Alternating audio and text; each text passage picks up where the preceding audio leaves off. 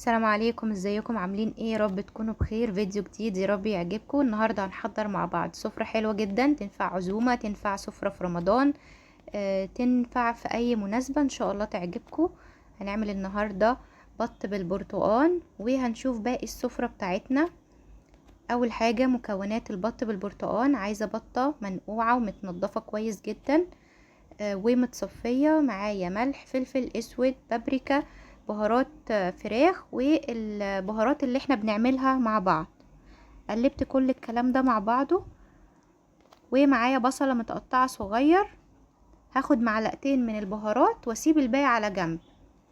هقلب كده البصلاية في البهارات كده وادعكهم كويس جدا. جبت البطاية بتاعتي وبدأت اشرح كده فيها بالسكينة، اعمل فيها بس خطوط كده عشان التتبيلة تدخل جواها، وتبقى متطعمة، اللحم بتاعها يبقى متطعم. حشيتها كده بقى البصل من بره ومن جوه، وتبلتها كويس جدا علشان اللحم بتاعها يبقى متبل تتبيلة حلوة. نجهز بقى التتبيلة بتاعتنا.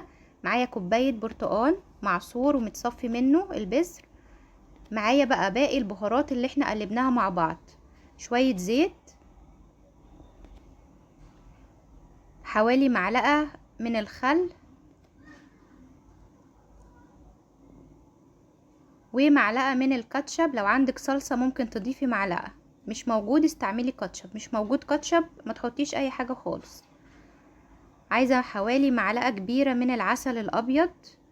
قلبي بقى كل الكلام ده مع بعض كويس جدا، دوبي كده في العسل والصلصة بالبهارات كده كويس.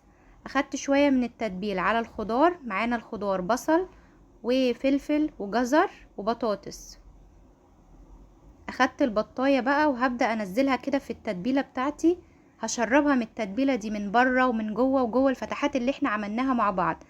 بحاول ادخل التتبيلة او الصوص ده كله في كل قطعة في البطة علشان تتشرب فيه. قلبت برضو الخضار كده مع بعضه في شوية من التتبيلة زي ما انا وريتكم. واخدت الباقي كده وحطيته معاها علشان يتطعموا برضو من التتبيله. المفروض البطايه دي تبات معاكي ليله في التلاجة، هتاخد معاكي بقى في التتبيله، وبصوا الطعم هيبقى تحفه. مستعجله سيبيها بس نص ساعه او ساعه قبل التسويه، وابدأي سويها على طول. جبت هنا كيس حراري، حطيت فيه معلقه دقيق، قلبتها كده في الكيس كويس وفضيته، وبدأت احط بقى البطايه بالخضار. وقفلت عليها كده بالقطعة السلك اللي بتبقى جاية معاها. عملت كده كام فتحة في كيس الحراري علشان ما يفرقعش معايا في الفرن. وحطيته في صينية ودخلتها الفرن درجة حرارة 200. هتاخد معاكي في الفرن من ساعة لساعة وربع، طبعا على حسب حجم البطاية بتاعتك. تفضلي بقى كل شوية تتابعيها كده في التسوية، ولما تستوي ان شاء الله هطلعها معاكم ونشوفها مع بعض. دلوقتي بقى هنعمل الصنف التاني. هنعمل جلاش باللحمة المفرومة. معايا لحمة وبصل مقطع مكعبات، قلبتهم كده مع بعض مع شوية فلفل اسود، شوية بهارات. وبدأت اعصق كده اللحمة، ظبطت لها الملح، حطيت كده حاجة بسيطة من جوزة الطيب. ونبدأ بقى دلوقتي نعمل صينية الجلاش. جبت بايركس دهنته سمنة، بدهن كده الاطراف بتاعته كويس عشان الصينية ما تلزقش. وبدأت احط كده اول ورقة من الجلاش، بطبقه على حسب مقاس الصينية، وقسميه كده براحتك. دهنت الطبقة بتاعة الجلاش زي سمنة. بحط الطبقة التانية كده، وبين كل طبقة والتانية من الجلاش بحط طبقة سمنة علشان يورق معاكي كده ويبقى حلو. طبعا لو الجلاش بتاعك متكسر او متقطع الطبقات بتداريها، المهم الطبقة الاولانية للجلاش تبقى سليمة معاكي. وداري بقى كل اللي تحت ده في النص عادي مفيش مشكلة. حطيت كده الحشوة بتاعتي لحمة مفرومة، طبعا ممكن تحشيه جبن، تحشيه ميكس موتزاريلا على شيدر على زيتون على فلفل، ممكن تحشيه فراخ، ممكن تحشيه كبد وقوانص، الحشوة اللي انتي بتحبيها براحتك. حطيت كده الطبقة التانية من الجلاش، وبرده بين كل طبقة والتانية بحط دهنة من السمنة. قطعت كده صينية الجلاش علشان نعمل التشريبة بتاعته. في الوقت ده طبعا البطاية بتاعتنا لسه في الفرن بتكمل التسوية بتاعتها. قطعت كده الجلاش قطع على قد اللي انا محتاجاها.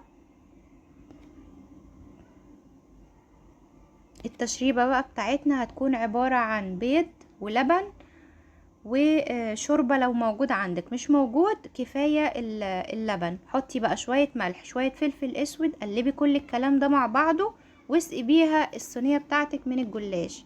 سيبيها بالظبط دقيقتين 3 تتشرب التشريبة ودخليها الفرن. قلبت كده البضاية مع شوية فلفل اسود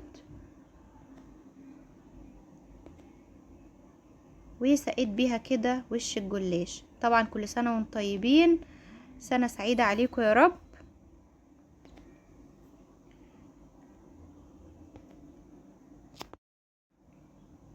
نكمل السفرة بقى بتاعتنا. هندخل بقى الصينية الفرن ونرجع نكمل. طبعا لو وصلتي بقى لهنا ما تنسيش تحطي لي لايك وتشتركي في القناة لو لسه ما اشتركتيش، وشجعيني واكتبي لي كومنت حلو كده علشان اتشجع وانزل لكم فيديوهات اكتر.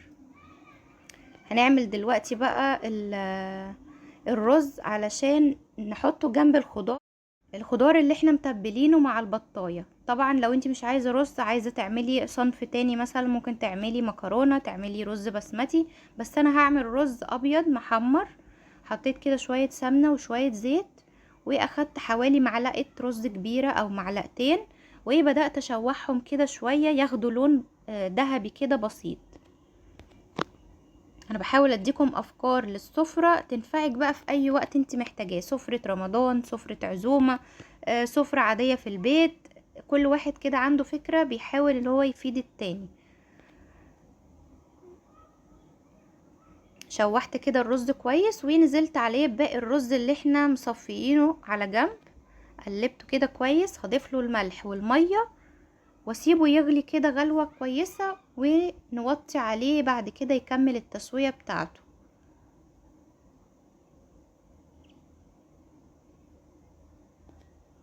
زي ما قلتلك ممكن تعملي اي حاجة براحتك جنب غير الرز. ممكن تعملي مكرونة، ممكن تكتفي بس بالجلاش، ممكن تعملي مكرونة بشاميل، براحتك. الاكل اذواق وكل واحد بيعمل ذوق. نيجي بقى للعصير. هنعمل عصير فراولة من اللي احنا بنفرزها مع بعض. ان شاء الله الفترة الجاية هنفرز تفريزات تخص رمضان، فان شاء الله كده الفترة الجاية تعجبكم الفيديوهات. عملنا كده عصير فراولة، ضفت له ميه وضفت له سكر. طبعا ممكن تضيفي له لبن لو انت بتحبيه باللبن. ضربنا العصير بقى وجهزناه.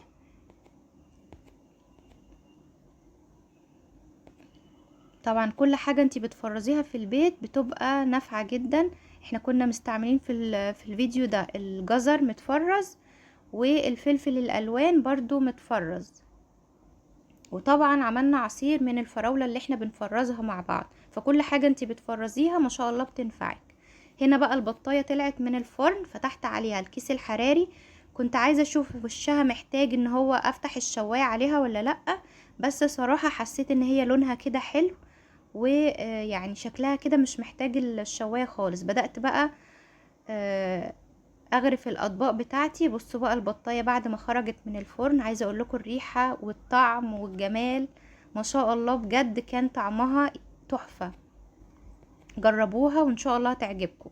عايزه اقول لكم بقى ان الخضار اللي كان لوحده بالصوص بتاع البرتقال اللي واخد التشريبه كلها بتاعته اطعم كتير جدا عن الخضار اللي جوه البطايه. فبجد هتحبوا الخضار اللي بره ده جدا. المزازة بتاعت البرتقال مع التعسيلة بتاعت العسل، بصوا بصراحة كان تحفة ما شاء الله. بجد الأكلة كانت جميلة والطريقة حلوة جدا. ان شاء الله تعجبكم لما تجربوها. والخضار نفسه وريحته تحفة. يا رب يكون الفيديو عجبكم وتكونوا استفدتوا منه. يا رب اكون فدتكم النهاردة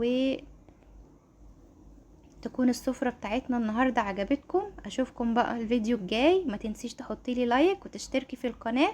اشوفكم على خير. سلام عليكم.